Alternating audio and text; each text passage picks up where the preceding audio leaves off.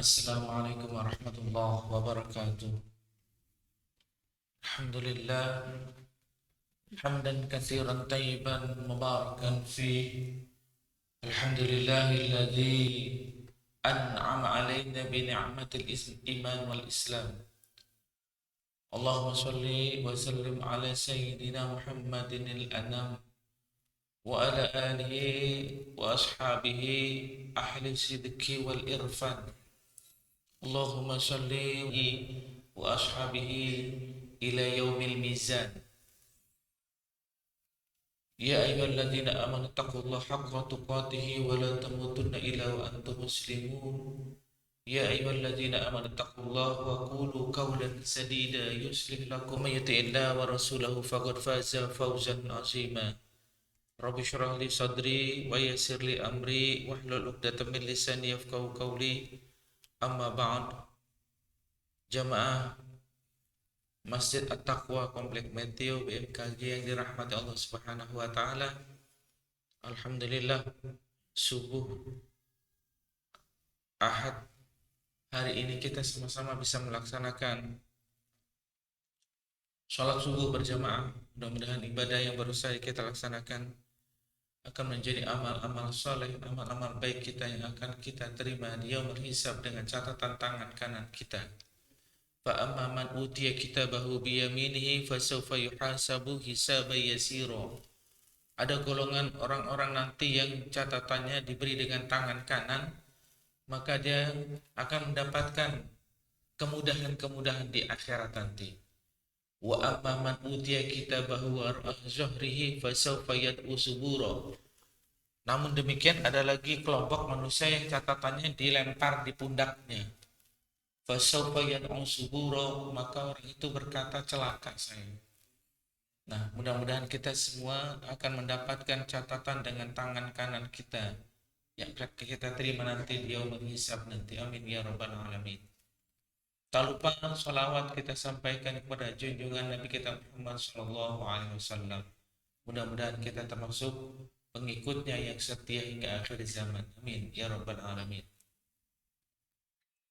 Jamaah yang kami cintai, yang dirahmati Allah Subhanahu wa taala, pada kesempatan subuh Ahad ini saya ingin menyampaikan materi tentang 7 tingkatan cinta kita kepada Rasul.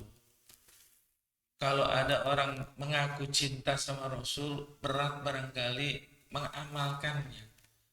Saya mencoba untuk menyampaikan 7 tingkatan cinta kita. Nggak usah banyak-banyak, 7 aja.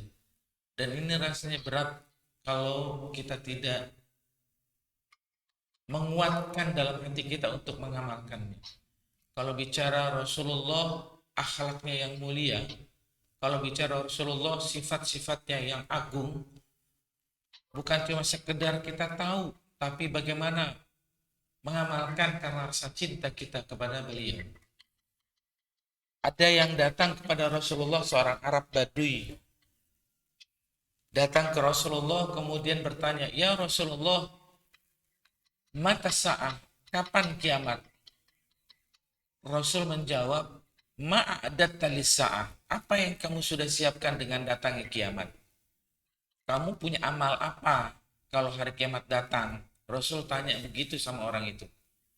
Kata orang itu, "Saya nggak punya amalan sebaik engkau. Saya tidak punya amalan yang banyak seperti engkau. Tapi saya punya satu yang mungkin modal saya.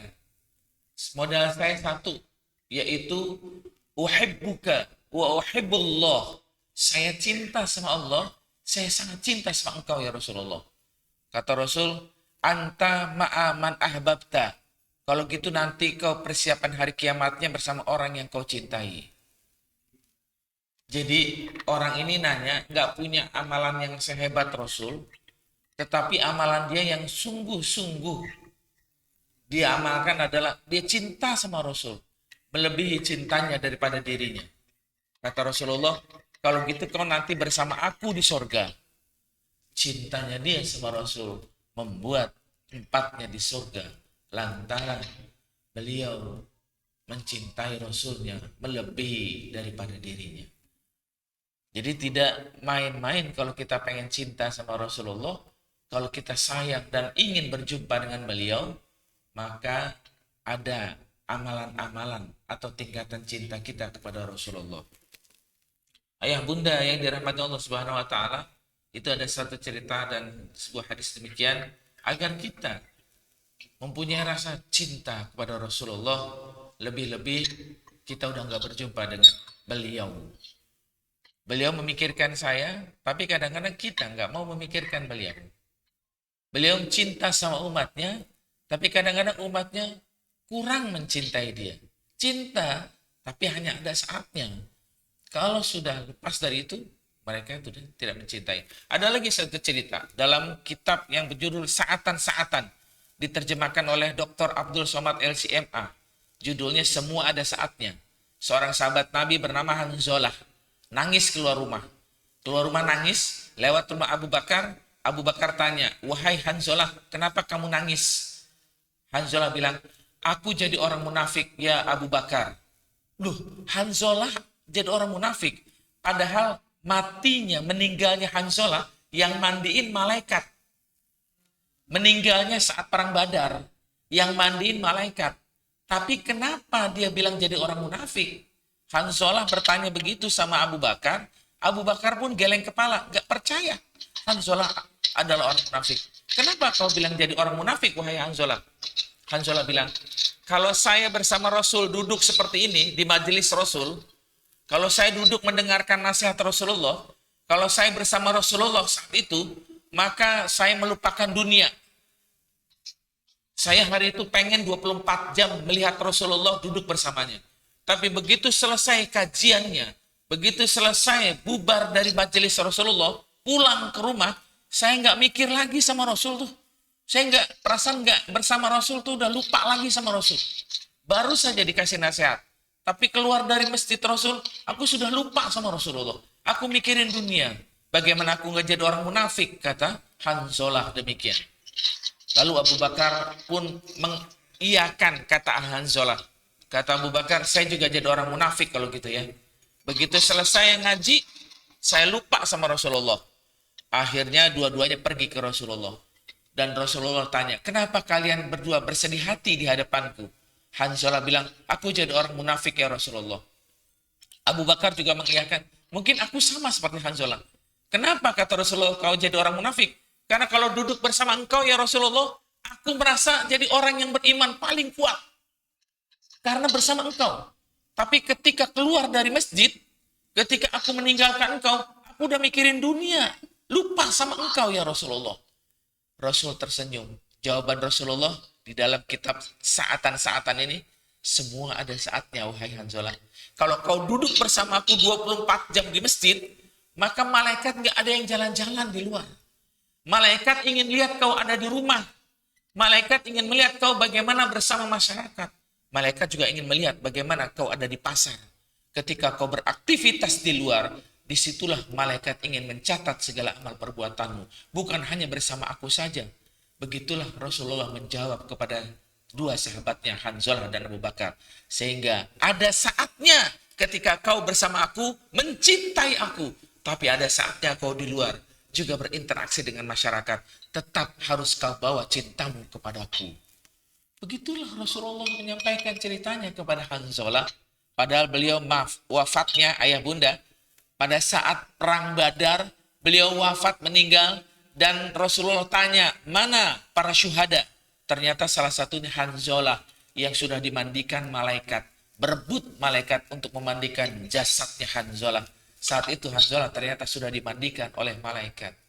Beliau sudah menjadi penghuni surganya Allah Subhanahu wa taala. Ayah bunda yang dirahmati Allah Subhanahu wa taala, ada satu kisah demikian yang diceritakan dalam hadis riwayat Imam Tirmizi dalam kitab Saatan-Saatan. Artinya semua ada saatnya. Saat saya ada di masjid, saya ngaji. Saat saya ada di rumah, saya bersama istri dan anak-anak. Saat saya ada di kantor, saya bersama teman-teman kantor. Semuanya ada saatnya. Dan pada saat itulah kau tetap mencintai aku, kata Rasulullah. Ayah bunda yang dirahmati Allah Subhanahu wa taala, apa cinta kita kepada Rasulullah? Tingkatan yang paling dasar. apa tingkatan yang paling dasar cinta kita kepada Rasulullah? Bergembira, senang, sukacita. Ayah bunda kelihatan? Kelihatan ayah? Kelihatan bunda ya? Tingkatan yang pertama, 7 tingkatan cinta kita kepada Rasul. Yang pertama yang paling rendah ini dulu lah. Bergembira dan bersukacita. Ternyata ada dalilnya ayah bunda. Kalau kita tuh bergembira, senang sama Nabi Muhammad pada saat dilahirkan. Dilahirkan deh.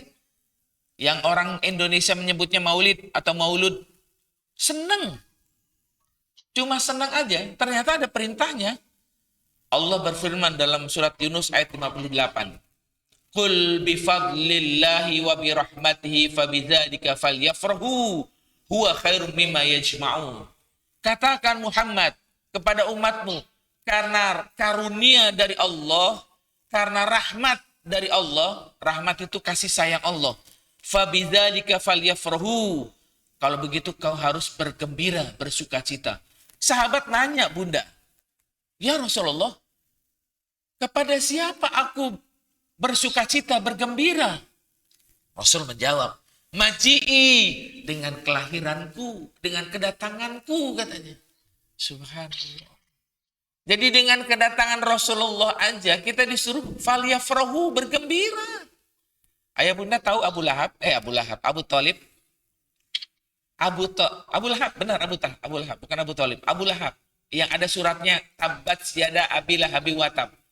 Ternyata Imam Syuyuti dalam kitabnya menyebutkan saat Rasulullah lahir di muka bumi, Abu Lahab itu bergembira, senang. Senangnya Abu Bakar sampai budaknya itu dibebaskan katanya. Kau nggak jadi budakku lagi, silahkan kau merdeka. Kalau udah merdeka enak tuh jadi budak. Udah nggak disuruh kayak binatang. Manusia kan kayak binatang zaman jahiliyah dulu. Tapi dibebaskan oleh Abu Bakar, sama Abu Lahab. Karena apa? Abu Lahab senang ada keponakannya lahir. Padahal kita tahu setelah dewasa, Nabi Muhammad dibenci, mau dibunuh oleh pamannya sendiri Abu Lahab. Kesenangannya, kegembiraannya Abu Lahab pada saat tanggal 12 Rabiul Awal, hari Senin, lahir keponakannya. Setiap hari Senin, Abu Lahab itu mendapat keringanan siksa di alam kubur. Al-Hawi lil Fatawa, karangan Imam As-Suyuti, menyebut dalam kitabnya Abu Lahab pada hari Senin diringankan siksa kuburnya lantaran bergembira, bersukacita atas kelahiran Nabi Muhammad. Lalu bagaimana dengan saya ayah? Bagaimana dengan kita ayah bunda? Kalau kita sukacita, bergembira dengan kelahirannya, bukankah kita akan mendapatkan rahmat dari Allah?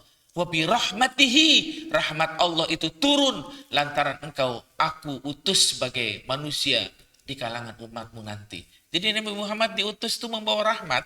Wa ma arsalnaka illa rahmatan lil alamin. Aku utus kau Muhammad ke dunia ini untuk menjadi rahmat, menjadi kasih sayang buat umatmu. Jadi bergembiralah kita pada saat kelahiran beliau. Ini tingkatan pertama, yang paling rendah, bergembira, senang. Jadi kalau ada orang benci sama kelahiran Nabi Muhammad, dipertanyakan tuh.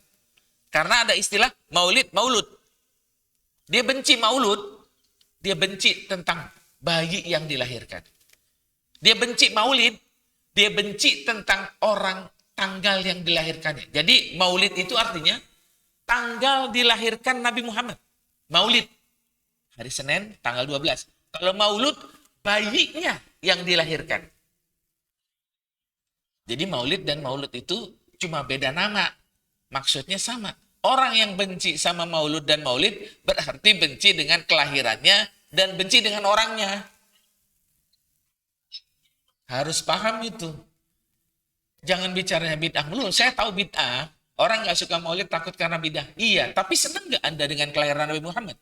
Senang. Kalau senang ya sudah, bebaslah dari sifat munafik, sifat murtad dan lain sebagainya. Karena kalau orang benci, barangkali khawatir jadi orang munafik. Seperti Hanzalah tadi.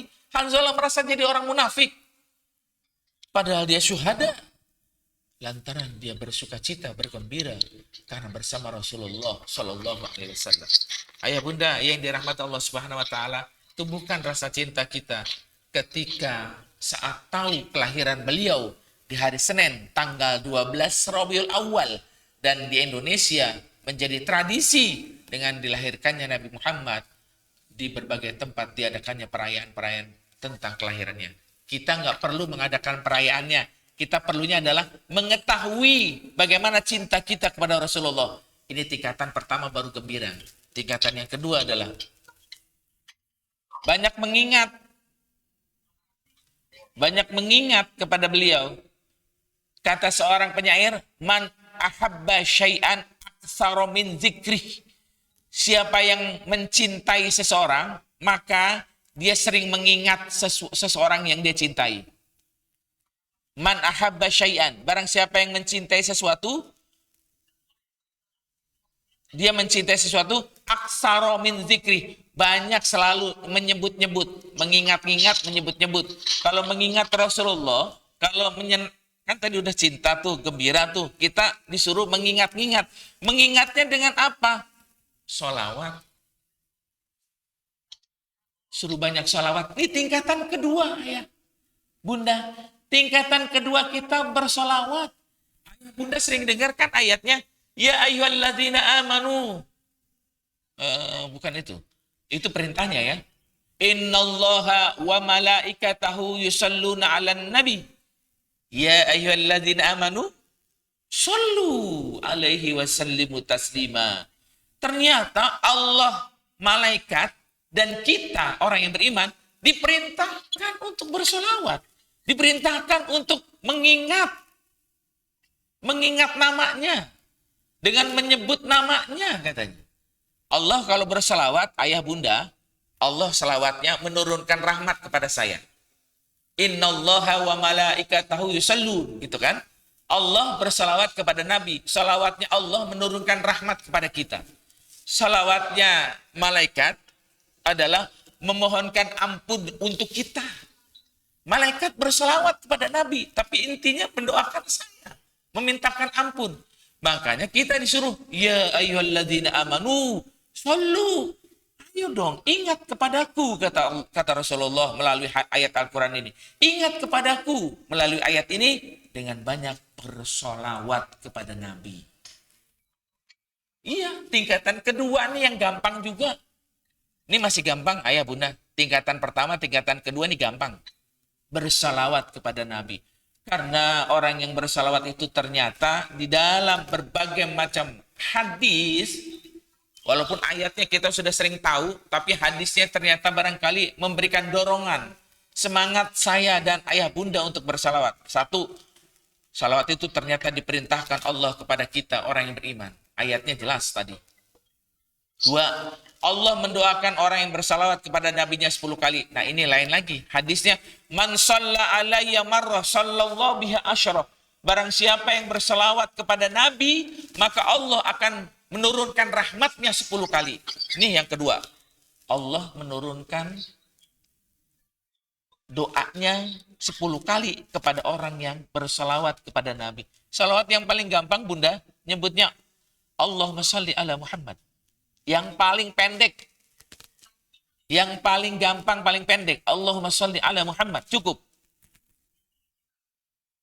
Cukup, itu aja. Kalau mau panjang, Allahumma shalli ala Sayyidina Muhammad wa ala Sayyidina Muhammad kama shallaita ala Sayyidina Ibrahim wa ala Sayyidina Ibrahim wa barik ala Sayyidina Muhammad. Salat Ibrahimiyah. Panjang. Kita salawat itu pada saat tahiyat awal, tahiyat akhir. Dan masih banyak lagi salawat yang ini. Kalau bisa nggak cuma di dalam sholat, di luar sholat, kita pendek menyebutnya. Allahumma shalli ala Muhammad. Itu yang paling gampang. Dan Allah mendoakan kita 10 kali dengan ampunannya, dengan rahmatnya. Padahal kita ngucapin sekali loh. Yang ketiga, ternyata nggak cukup Allah mendoakan kita 10 kali, ayah bunda. Allah menghapus dosa kita 10, mengangkat derajat kita di sorga 10 derajat. Tuh yang ketiga. Wa khuttat anhu asyratus sayyi'at. Ini hadis Nabi. Menghapus 10 dari dosa yang kau lakukan. Wa yarfa' bihi asyrat darajat. Allah angkat 10 derajatnya. Karena kau sholawat sekali. Lalu bagaimana kalau kita sholawatnya 10 kali, 100 kali ayah? Ini yang pendek Allahumma shalli ala Muhammad. Yang keempat, ayah bunda sering berdoa. Saya sering berdoa. doa saya ditolak. Doa saya nggak diterima. Sampai saya menyebut namanya. Ada sebuah hadis diriwayatkan oleh Imam At-Tabrani. Kullu doa mahjub. Mahjub itu terhalang. Nggak sampai ke Allah. Kullu doa mahjub. Setiap doa-doa yang dipanjatkan oleh saya, oleh kita semua, mahjub. Nggak sampai, terhalang. Hatta yusalliya ala Nabi sallallahu alaihi wasallam. Rawahu Tabrani. Sampai kamu mengucapkan Allahumma shalli ala Sayyidina Muhammad. Allahumma shalli ala Muhammad wa ala ali Muhammad. Doanya ada sebut Nabi. Ditolak doa saya setiap hari berdoa kalau nggak ada sholawat kepada Nabi. Ini cinta kita sama Rasulullah sampai harus menyebut namanya pada saat berdoa.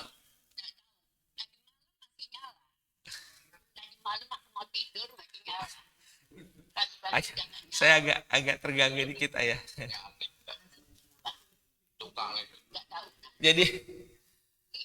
Jadi apa namanya? Saya sampai lupa. Jadi doa kita, ayah setiap hari kalau setiap hari kita berdoa, harapannya itu jangan lupa bunda menyebut Allahumma shalli ala Muhammad wa ala ali Muhammad. Bismillahirrahmanirrahim. Alhamdulillahirabbil alamin. Terus baca, panjangin doa kita. Jangan lupa menyebut nama Nabi Muhammad. Jangan lupa.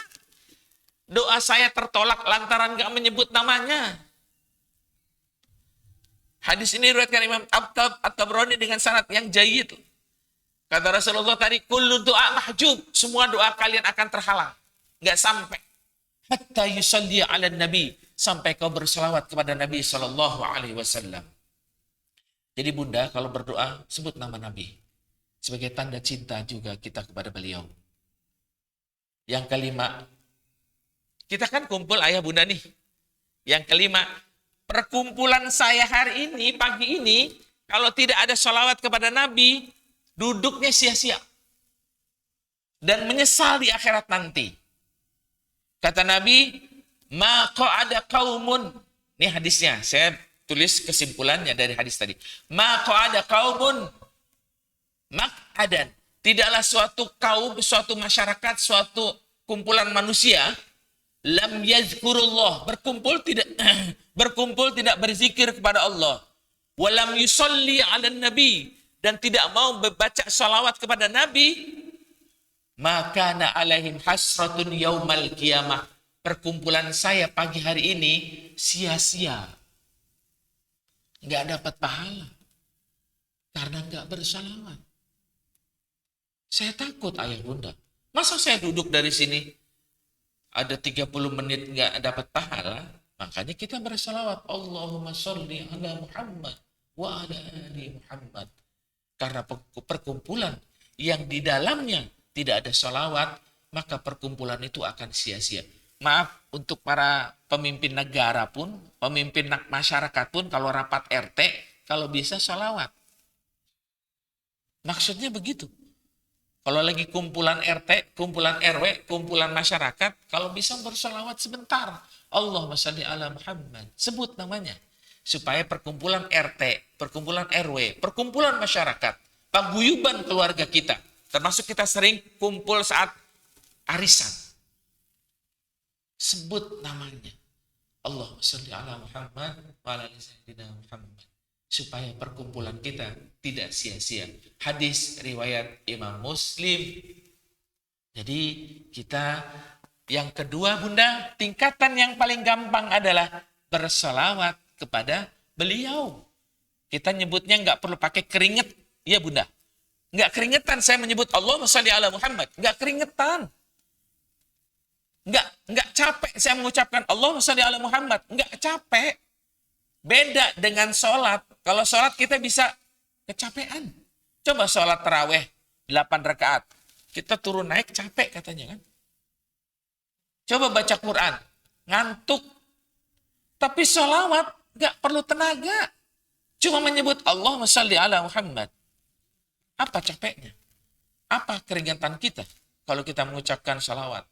Ini yang barangkali memang diberi kemudahan Allah Subhanahu wa ta'ala untuk mengucapkannya. Ayah bunda yang dirahmati Allah. Yang kedua, tingkatan paling ringan adalah menyebut dengan bersalawat kepadanya. Tingkatan ketiga, ini agak dibalik sama saya. Bacaannya yang ketiga, tingkatannya adalah mengamalkan sunnah harian Sallallahu Alaihi Wasallam. Ayah bunda, sunnah Nabi kan banyak. Iya kan? Sunnah Nabi banyak. Tapi saya sebut ada 7 amalan sunnah Rasulullah yang sering dilakukan. 7 amalan Rasulullah yang sering dilakukan. Dan kita kalau bisa amalkan ini kalau cinta. Yang pertama, dawamul wudu. Yang pertama itu Rasulullah mengamalkannya, sering-sering dia berwudu atau wudunya sering kalau batal diwudukan lagi. Jadi dawamul wudu itu artinya istiqomah dalam berwudu. Yang ini mulai agak berat, bunda. Udah agak berat dikit, bunda. Kita kalau berwudu mau sholat, kalau habis sholat udah nggak wudu lagi. Dawamul wudu. Rasul itu menganjurkan kepada umatnya untuk sering-sering berwudu. Dan ini mulai berat, tingkatan ketiga. Mengamalkan sunnah harian Nabi Shallallahu Alaihi Wasallam. Yang pertama, dawamul wudu. Ayah bunda, Imam Syafi'i itu pernah dinilai sama Imam Ahmad bin Hambal, muridnya melalui anak perempuannya. Imam Syafi'i itu berkunjung ke rumah Imam Ahmad, ya, berkunjung. Ini ada dalam kitab Saatan-Saatan. Saya senang lagi baca kitab itu nih. Saatan-Saatan. Imam Syafi'i itu berkunjung ke rumah Imam Ahmad. Kemudian dia tahu nih muridnya. Imam Ahmad ini kan mujtahid, orang pinter setelah Imam Syafi'i, muridnya Imam Ahmad. Imam Syafi'i ini berkunjung, kemudian diperhatikan sama anaknya Imam Ahmad yang perempuan itu. Kok ayah, aku pengen kasih tahu deh sama engkau. Apa kata Imam Ahmad kepada putrinya? Aku lihat tamu kamu itu, tamu ayah, itu kalau makan kok banyak banget dihabisin. Terus kalau malam kok kelihatannya nggak tidur. Terus satu lagi, tiba-tiba dia langsung sholat. Kayaknya nggak ke kamar mandi untuk wudhu. Pertanyaan-pertanyaan itu dijawab sama Imam Ahmad. Aku akan tanya sama guruku Imam Syafi'i. Ditanya tuh ayah. Ditanya kenapa engkau kata anakku kalau makan enak banget, banyak sampai dihabisin. Biasanya kalau tamu malu-malu kalau makan. Kata Imam Syafi'i, aku makan karena di rumah orang baik. Aku tahu ke orang baik halal makananmu. Ketika aku makan dari makanan yang baik, maka seluruh yang jadi dagingku akan menjadi obat. Jadi kalau kita berkunjung ke rumah orang baik, makanan minumannya kalau bisa diminum, dimakan. Jangan dibiarin. Jadi obat buat kita. Bertamu kepada orang yang baik. Seperti Imam Syafi'i berkunjung ke rumah Imam Ahmad. Yang kedua, aku tidak tidur malam karena aku saat malam itu sedang mengistinbatkan hukum. Hari itu aku menghasilkan hukum istinbat 70 permasalahan dalam Islam. Gimana aku mau tidur? Aku nggak bisa tidur, kata Imam Syafi'i. Lalu dari malam sampai menjelang fajar subuh, kau nggak wudhu, katanya langsung sholat subuh. Maksudnya gimana? Karena aku tidak batal wudhunya dari isya sampai subuh. Dawamul wudhu, istiqomah berwudhunya. Kalau saya kan kalau sudah batal, udah biar aja batal. Nggak mau wudhu lagi. Berat bunda. Imam Syafi'i mengamalkan dari isya sampai subuh. Kalau batal mungkin wudhu lagi. Beda dengan saya. Yang kedua, berat juga ini bunda. Sholatul jamaah. Rasul marah sama orang yang nggak mau sholat jamaah. Sampai, wahai sahabatku, siapa yang nggak keluar dari rumah untuk sholat berjamaah? Bakar rumahnya. Hariku buyutahum. Di sini ayah. Jadi orang Islam yang sholat berjamaah sama yang ada di rumah, banyakan mana kita udah tahu jawabannya. Kalau memang mengamalkan sunnah Nabi yang ketiga agak berat ini adalah sholat berjamaah. Terima kasih ayah. Baik. Ayah. Kalau dia jaga sholat berjamaahnya, itulah tanda cinta dia sama Rasulullah. Karena Rasulullah sampai bilang, bakar rumahnya orang-orang yang sholat di rumah tanpa ada uzur. Kalau ada uzur nggak apa-apa ayah. Sakit, ya susah ke masjid, hujan lebat, ada tamu, mau pergi keluar. Banyak uzur-uzurnya, nggak apa-apa, nggak sholat berjamaah. Tapi kalau nggak ada apa-apa, sholat di rumah, Rasulullah sampai bilang, bakar rumahnya. Walaupun nggak dibakar, nakut-nakutin. Ummi Maktum, sahabat Nabi buta ayah, bunda. Bilang sama Nabi, buta, nggak bisa, nggak ngelihat, nggak ada lampu zaman Rasul, nggak ada lampu listrik kan? Nanya sama Rasulullah, ya Rasulullah, kalau aku jalan ke masjid itu gelap, nggak ada cahaya, boleh nggak aku sholat di rumah? Rasul tersenyum bilang, boleh, boleh. Buta matanya, mau ke masjid kata Rasulullah, ya udah, boleh kau di rumah. Tapi baru beberapa langkah dipanggil, ya Ummi Maktum, hal tasma'un nida. Sebentar, aku tanya, kau dengar gak Bilal bin Rabah azan? Kedengeran gak suaranya? Bilal kalau azan suaranya kedengeran, kayak pakai mix speaker keluar. Kata Ummi Maktum, naam, naam, aku mendengar, naam, sami itu. Aku dengar kalau Bilal bin Rabah azan. Fa'ajibhu, kamu wajib datang ke masjid. Ummi Maktum, ayah bunda, buta matanya.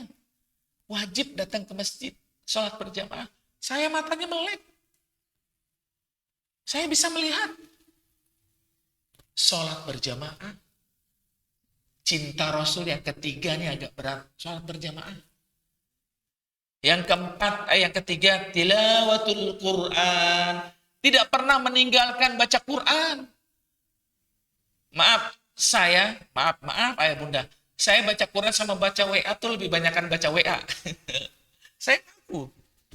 Saya baca Quran sama baca WA, lebih banyak baca WA saya. Ngaku saya. Padahal Rasulullah menyampaikan dalam hadisnya, Iqra'ul Quran, baca Quran.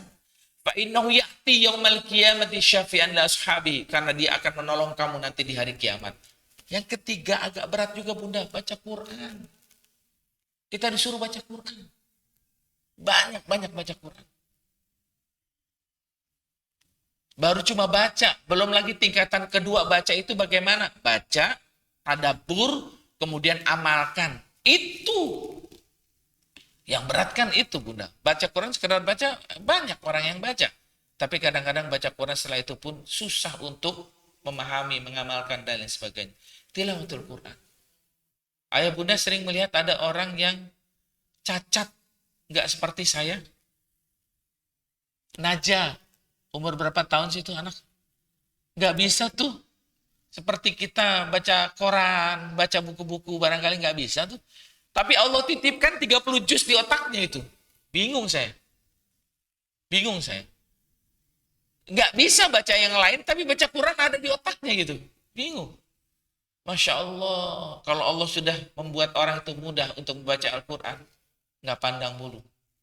Mau orang cacat, ketika Allah titipkan Al-Quran pada dirinya, bisa. 30 juz ada di dalam kepalanya. Tilawatul Quran. Rasulullah itu nggak pernah meninggalkan baca Quran. Dan kita sebagai umatnya pun harus paham. Al-Quran menjadi pedoman hidup kita. Dan jangan ditinggalkan. Jangan kita nggak baca. Minimal 1 ayat, 2 ayat, atau 1 ain, 1 juz, dan seterusnya. Dulu ada istilah one day, one juz. Ojol, apa namanya lah. Saya nggak ngerti itu. Kadang-kadang dulu ada istilah baru. 1 hari 1 ayat, 1 hari 1 juz, dan sebagainya. Dan ayah bunda, negara kita, negara Indonesia, paling banyak orang yang baca Quran. Dan paling banyak orang yang hafal Quran. Di mana-mana pesantren tahfiz Quran itu muncul. Di negara Arab pun kadang-kadang nggak ada pesantren tahfiz Quran. Tapi di Indonesia banyak orang-orang yang berinteraksi dengan Quran. Orang yang berinteraksi dengan Al-Quran, insya Allah dia akan menjadi penyelamat buat kita. Man a'radha an zikri fa inna lahu ma'isyatan donka.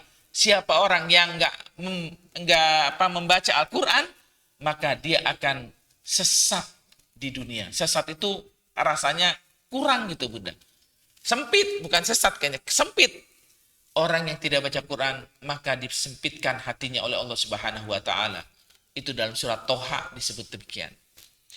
Kemudian yang keempatnya adalah mengamalkan sunnah harian Rasulullah. Salat duha, salatul duha. Jangan ditinggal salat duha. Kata Rasulullah, ayah bunda, pada sahabatnya, hai sahabatku, kamu harus bersedekah 360 kali. Hah? Sahabat bingung bunda. Aku harus bersedekah 360 kali. Bagaimana Rasulullah? Kalau aku miskin bagaimana 360 kali? Satu hari aja saya bersedekah, kadang-kadang lewat. Ini 360 kali bersedekah, kata Rasulullah. Di hadapan para sahabatnya, menyampaikan demikian, sahabat kan tanya, ya Rasulullah, bagaimana mengamalkan sedekah 360 kali? Kata Rasulullah, tersenyum tuh. Rasul bilang, sendi-sendimu itu ada 360 nih. Sendi kita, kalau orang biologi, ya Pak Dokter, udah dihitung tuh, ada 360 sendi dalam tubuh kita. 2 rakaat kamu sholat duha, kamu bersedekah dengan sendi-sendi yang ada di tubuhmu 360 kali. Jadi sholat duha 2 rakaat Bunda, 2 rakaat nggak usah 4, apalagi kalau 12, apalagi kalau banyak-banyakan gitu. 2 rakaat sholat duha, kau sedang bersedekah 360 sendi dalam tubuhmu, bersedekah kepada orang miskin. Sahabat jadi senang. Kenapa? Kirain suruh sedekah 360 orang. Ternyata 2 rakaat sholat duha, kau bersedekah 360 kali sendi-sendimu itu sedang kau sedekahkan. Sholat duha Rasulullah perintahkan kepada saya, kepada kita. Ini amalan harian beliau. Jadi kita bisa amalkan. Memang berat lagi. Pokoknya ini udah mulai berat nih yang tingkatan ketiga.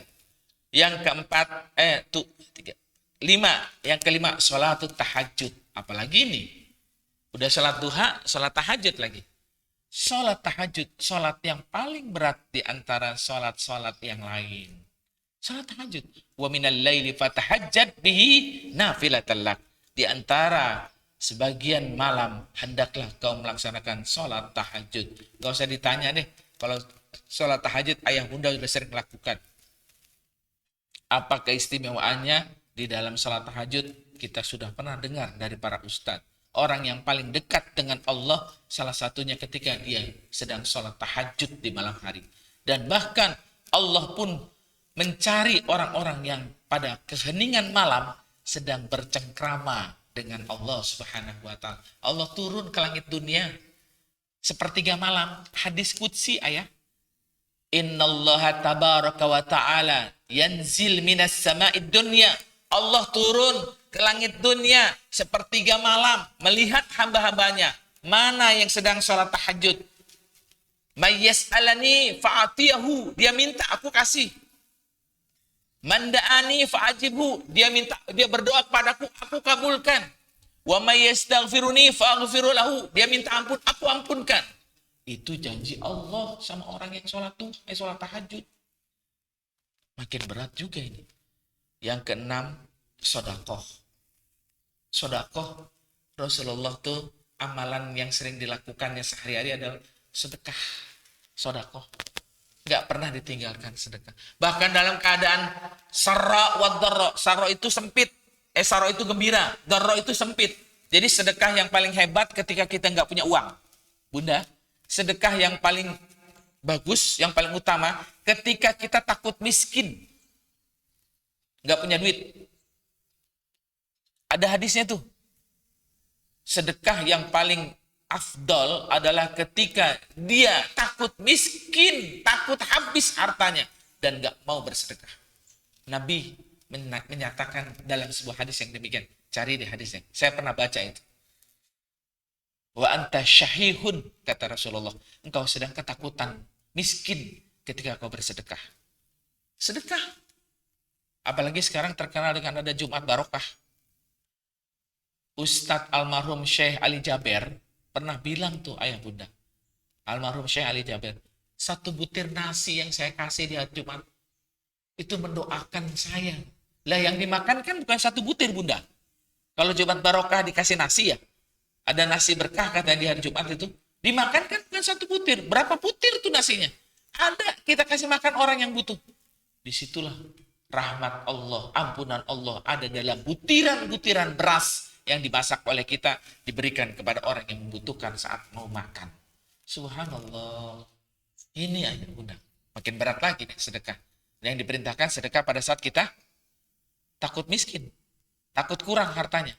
Bukan lagi kaya kita bersedekah. Itu mah wajar. Yang repot ini takut miskin sama lagi gak punya duit. Itu yang berat. Dan itu ternyata Rasulullah utamakan. Kalau orang punya uang, bersedekah, dan lagi enak, itu biasa. Tapi yang lagi nggak punya duit, yang lagi takut miskin, pengen banyak keperluan, dia bersedekah. Nah, itu yang diutamakan Rasulullah. Yang ketujuh, istighfar.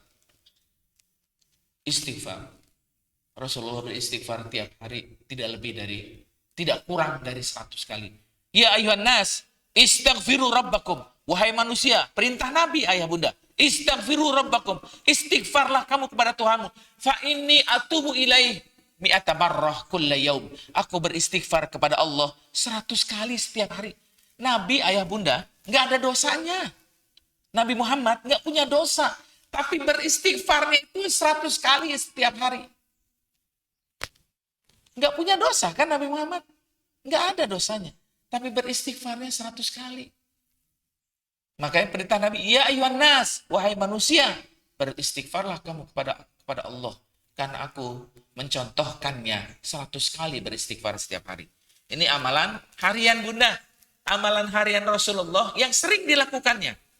Dawamul wudu, sholat berjamaah, baca Quran, sholat duha, sholat tahajud, sedekah, istighfar. 7 amalan harian Rasul kalau kita ingin mencintainya yang semakin berat.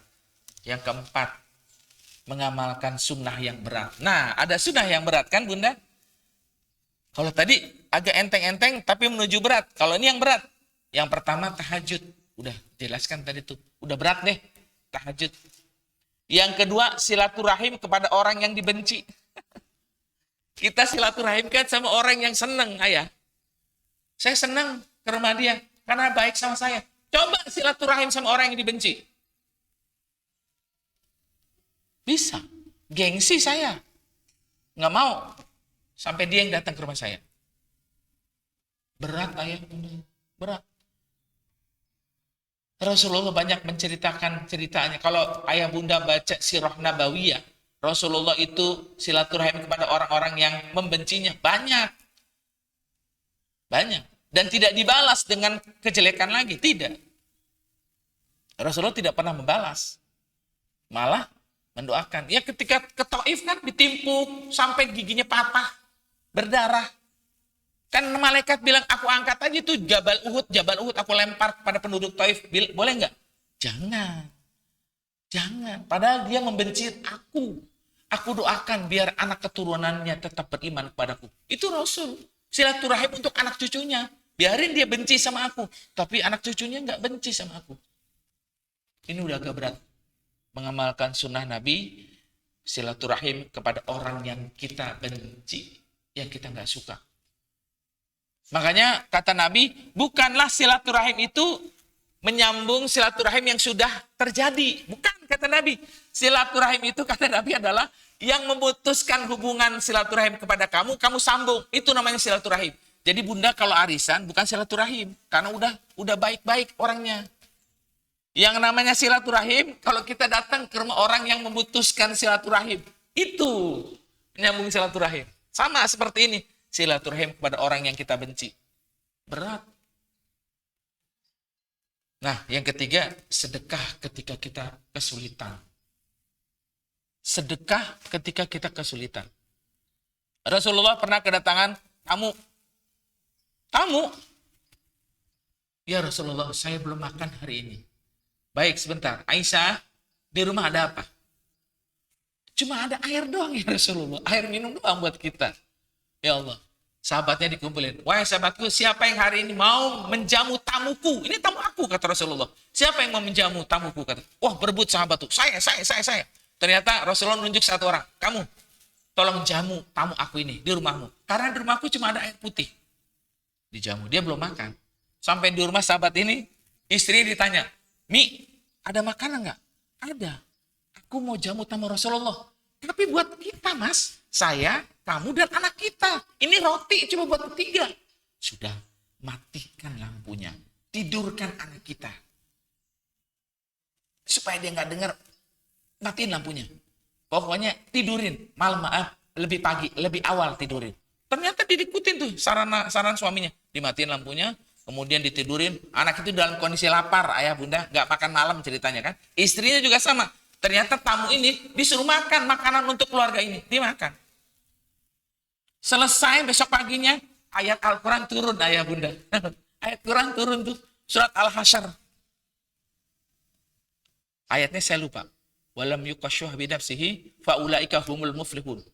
Ketika kau lebih mementingkan orang lain kepada dirimu dan keluargamu, maka Allah akan memberikan keberuntungan kepada engkau. Surat Al-Hasyr ayah bunda. Rasulullah tahu kalau dia malam nggak makan sekeluarga. Malaikat turun membawa ayat kepada Rasulullah dan Rasul tersenyum kepada keluarga itu. Sesungguhnya Allah sedang memuliakan keluargamu. Karena kau mementingkan tamuku. Kau tidak makan sementara tamuku kau berikan makan. Katanya. Turun ayat Al-Quran bunda. Cuma gara-gara begitu. Padahal keluarganya kesulitan gak makan. Dia mementingkan orang lain yang lebih butuh daripada dirinya dan keluarganya. Mengamalkan sunnah yang berat memang paling berat bunda. Ini kita perlu makan, ternyata makanan kita kasih orang. Ali bin Abi Thalib begitu juga itu. Fatimah kan anaknya Rasul, nggak makan kan hari itu, lupa makan. Bukan lupa makan, nggak bisa makan, nggak ada yang dimakan, pergilah ke rumah ayahnya. Ayahnya bilang, aku nggak punya apa-apa, wahai anakku.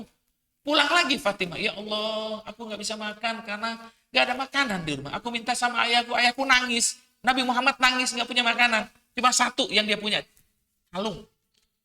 Pemberian Ali bin Abi Thalib dikasih sama suaminya, ke suaminya. Jualah kalung ini di pasar buat kita makan hari ini. Sampai di pasar dijual, ada orang minta-minta, semuanya dikasih lagi. Allahu Akbar. Sebegitunya orang kalau nggak punya uang tapi mau bersedekah. Tapi kalau saya ada uang dapat gaji di ATM saya buka, lupa saya bersedekah ya bunda. Lupa saya itu. Ya itulah manusia kadang-kadang kalau lagi banyak uang lupa. Kalau lagi kesulitan, ya Allah, saya mau bayaran anak sekolah, ya Allah, saya pengen sembuh nih dari sakit ini, bayarnya mahal banget dokternya. Minta sama Allah. Tapi kalau udah dikasih, lupa. Yang kelima, ayah bunda, tingkatan cinta kita adalah mencintai yang dicintai Nabi dan membenci yang dibenci Nabi. Kalau mencintai, sesuai yang dicintai Nabi. Kalau membenci, apa yang dibenci Nabi? Mencintai yang dicintai Nabi adalah menyantuni anak yatim, berbagi hadiah. Boleh ayah. Tahadu, tahabu. Hadis Nabi itu. Tahadu, tahabu. Saling berbagi hadiahlah kamu. Kamu akan saling mencintai. Karena Nabi suka memberi hadiah kepada orang. Ini jarang ayah bunda. Kita kalau ngasih hadiah kalau ulang tahun. Kalau ada momen-momen tertentu. Jarang kita ngasih sesuatu kepada orang yang saat itu mungkin tiba-tiba pengen ngasih. Padahal Nabi pesan kalau kau berbagi hadiah kau akan saling mencintai. Dan itu sunnahku kata Rasulullah. Itu yang aku cintai. Persatuan dan ukhuwah Islamiyah. Itu yang dicintai Nabi. Yang dibenci apa? Bid'ah. Yang dibenci apa? Perpecahan. Yang dibenci apa? Tidak peduli sama seorang muslim. Kata Nabi, "Malam yahtammu bi amril muslimin falaysa minhum." Barang siapa yang tidak mencintai seorang muslim atau tidak mengurusin orang muslim, maka dia bukan umatku kata Nabi. Makanya bansos kalau diselewengkan bukan umatku kata Nabi. Ya kita lagi butuh, orang-orang lagi butuh mendapat bantuan, bansosnya hilang. Kan tidak peduli berarti sama orang muslim yang butuh. Ini kalau baca kayak gini, mestinya orang ngeri. Mestinya. Tapi kalau nggak punya iman, ya biasa-biasa aja. Bid'ah, perpecahan. Nggak peduli sama orang muslim. Itulah yang dibenci sama Nabi. Jadi ada yang disukai, dicintai Nabi. Nabi benci juga bunda. Nabi boleh benci. Sama yang mana? Ini. Bid'ah.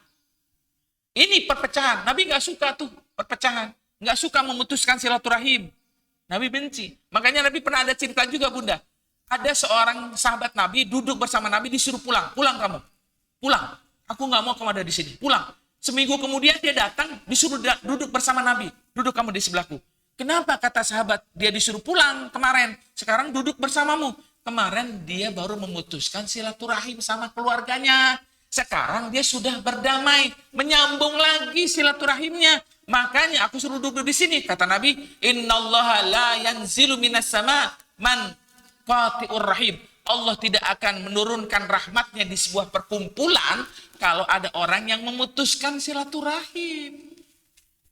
Tuh, perpecahan kan?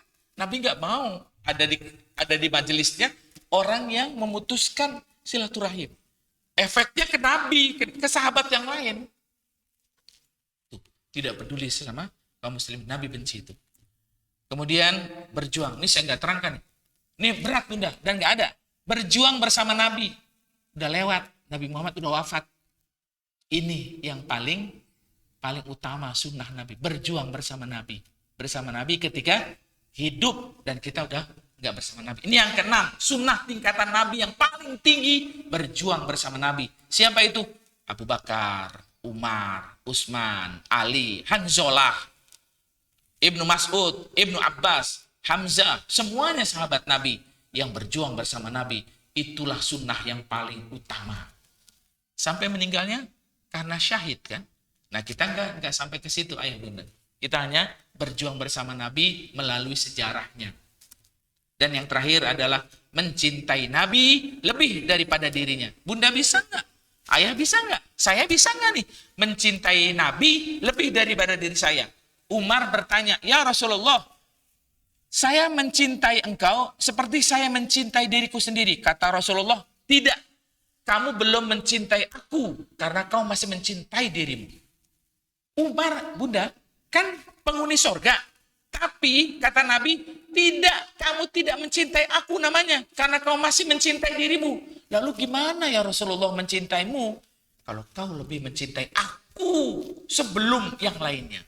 La yu'minu ahadukum hatta uhibbu akuna min walidihi wa waladihi wa nasi ajmain. Kau belum mencintai aku sepenuhnya, wahai Umar, kalau kau tidak mencintai aku lebih daripada dirimu, anakmu, keluargamu, bapakmu, dan orang manusia seluruhnya.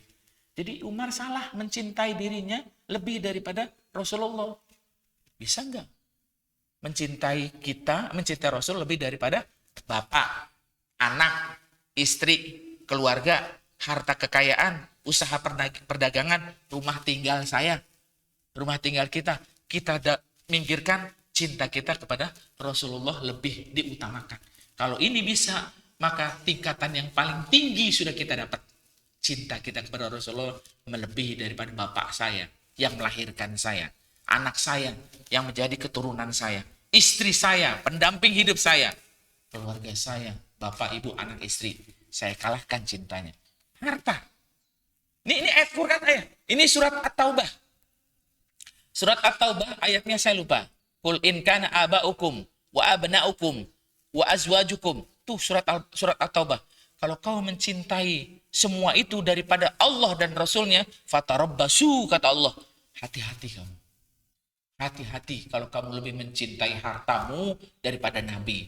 Hati-hati kamu mencintai pangkat kedudukanmu daripada Nabi. Hati-hati kamu kalau mencintai anak istrimu melebihi daripada mencintaimu daripada Nabi.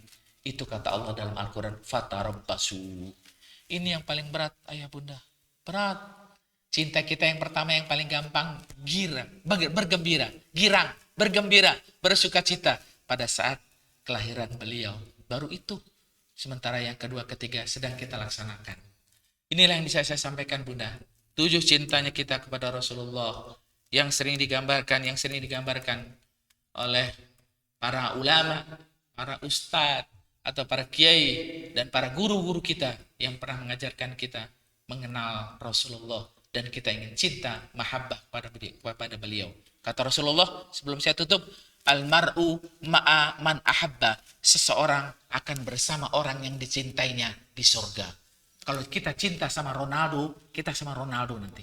Kalau kita cinta sama Lionel Messi, pemain bola, senang banget, kita akan sama dia. Tapi kalau kita cinta sama Nabi Muhammad, kita akan bersama dia di surga. Amin. Ya Rabbal Alamin. Ada yang mau tanya bunda? Kayaknya jelas ayah bunda. Ini kan udah pernah disampaikan juga. Silakan bunda kalau ada yang mau ditanya bunda.